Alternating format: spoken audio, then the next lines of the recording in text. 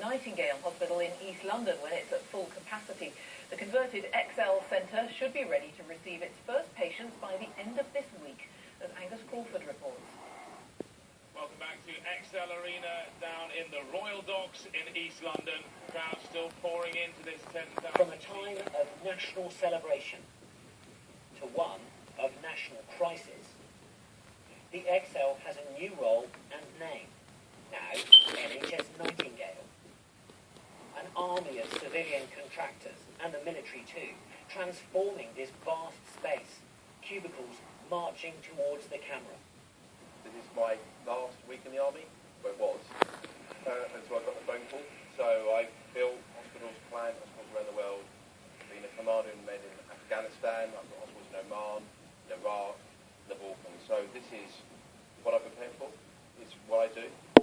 In XL's two huge exhibition halls, plans for 80 wards, a pharmacy and mortuary, 500 beds to start with, scaling up to 4,000 if needed. At full capacity with a team of 16,000 people.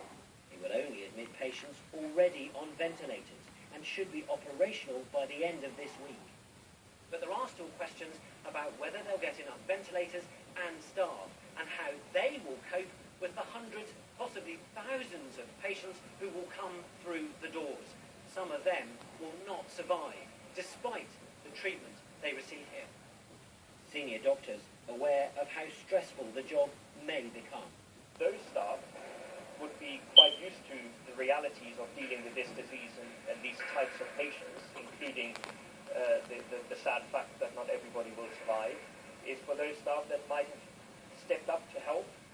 They are genuine heroes, that they found it in themselves to actually come and help this facility, and we really need to look after them to make sure that they can cope with the realities of working in an intensive care unit. Nightingale is almost ready. His empty bed's a sign of the scale of the job which may lie ahead. Angus Crawford, BBC News. The Prince of Wales, who is out of self-isolation after testing positive for coronavirus, has recorded a video message in support of the charity Age UK. None of us can say this end, but end it will.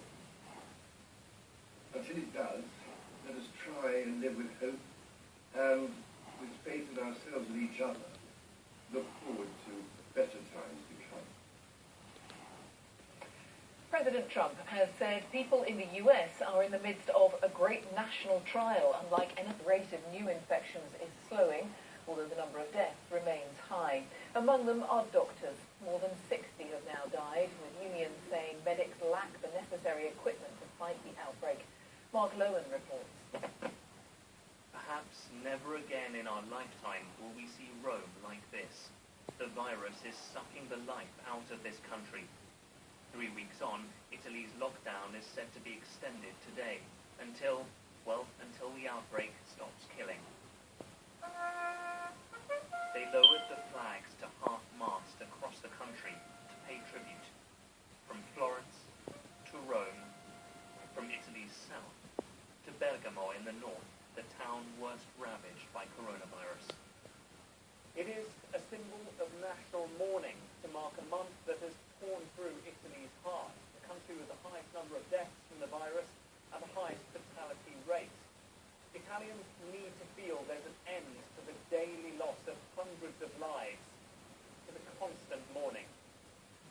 Medical unions say the huge loss of doctors here, at least 66, shows a failure to protect those trying to cure it. They worked without the right equipment like proper masks, and they weren't given them. Not enough have been tested. We were completely unprepared. China showed us what we needed to do, and we didn't follow it. It's like sending soldiers to war empty-handed, unable to defend themselves. We could have avoided these deaths. Doctors paid for their commitment with their lives. So young, inventive Italians have stepped in to help, using 3D printing to develop a valve that turns a sports shop snorkeling mask into a ventilator. The blueprint has been downloaded for free 1 million times by hospitals in need across the world. 2 days ago, it was my birthday, and I received a message from Brazil in which a doctor said me that